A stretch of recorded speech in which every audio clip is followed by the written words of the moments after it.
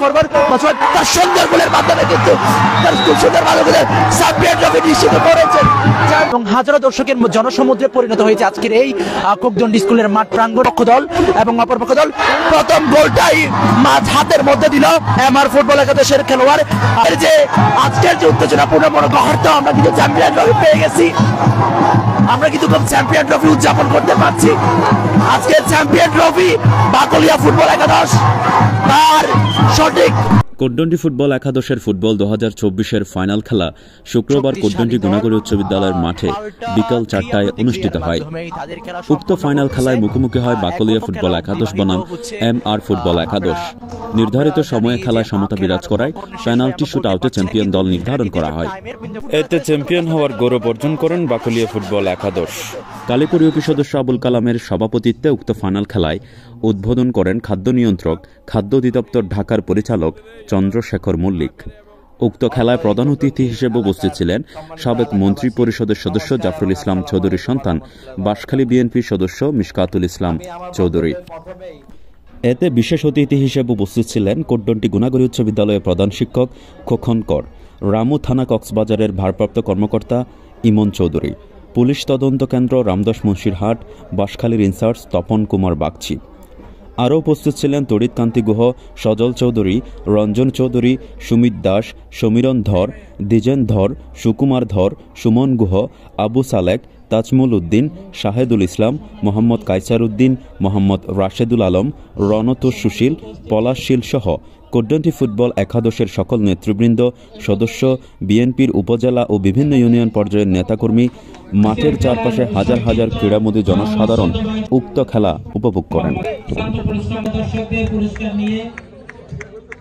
যারা সেরা দর্শক হিসেবে পুরস্কার গ্রহণ করেছেন আপনাদেরকে আমরা ধন্যবাদ জানাই। প্রত্যেকটি খেলা আপনারা সাজেদুল দল হিসাবে নির্বাচিত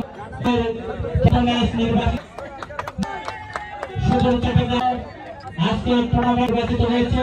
মেডেল পড়ে দিয়েছেন আজকের সম্মানিত অতিথিবৃন্দ। চ্যাম্পিয়ন দলকে চ্যাম্পিয়ন মেডেল পরিয়ে দিবেন আজকের খেলার সম্মানিত অতিথিবৃন্দ।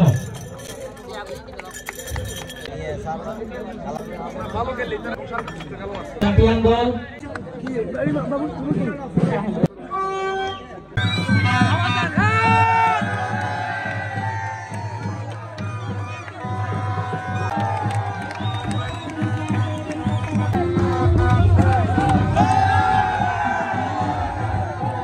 আমি পুলিশ পরিদর্শক তপন কুমার বাগচি। আমি রামদাস মুন্সিরহাট পুলিশ তদন্ত কেন্দ্রের ইনচার্জ হিসেবে প্রায় 1 বছর 2 মাস এখানে কর্মরত আছি।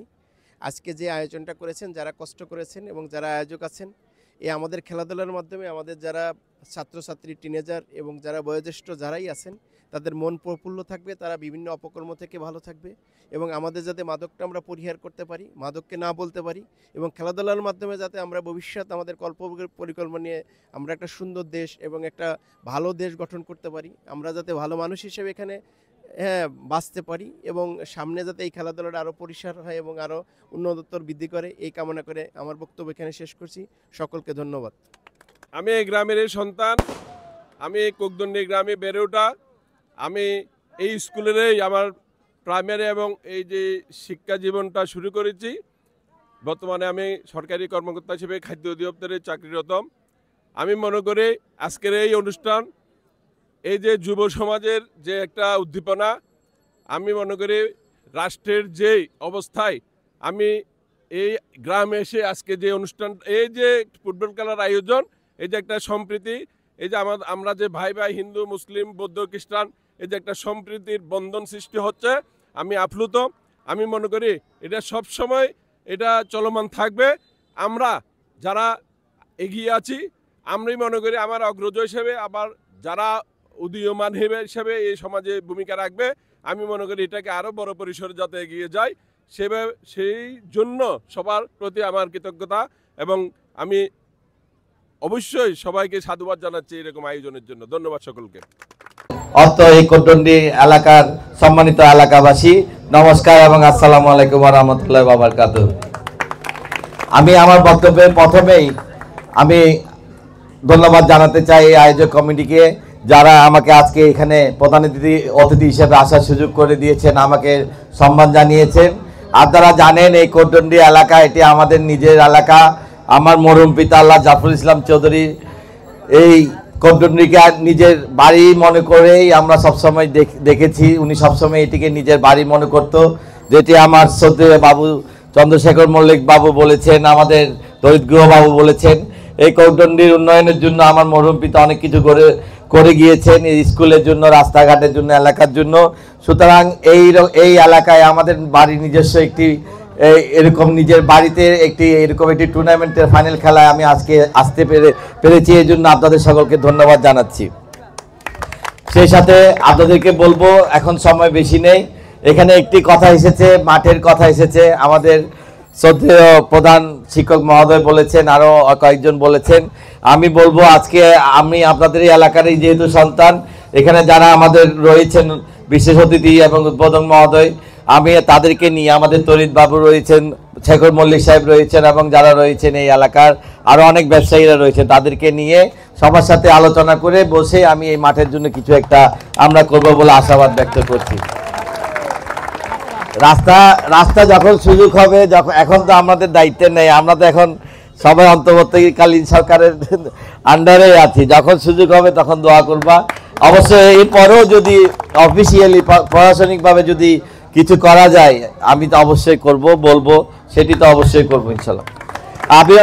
আমি আমার বক্তব্য বেশি লম্বা না করে, আজকে যারা যে দুই দল খুবই সুন্দর একটি প্রতিযোগিতামূলক একটি খেলা আমরা উপভোগ করলাম। সামান্য অল্পের জন্য খালি জয় পরাজয় নির্ধারণ হয়েছে। তো যারা বিজয়ী হয়েছে তাদেরকে অভিনন্দন, যারা বিজয়ী হয় নাই তাদেরকেও অভিনন্দন। আপনারা মন খারাপ করবেন না, একটি সুন্দর খেলা আমরা উপভোগ করেছি।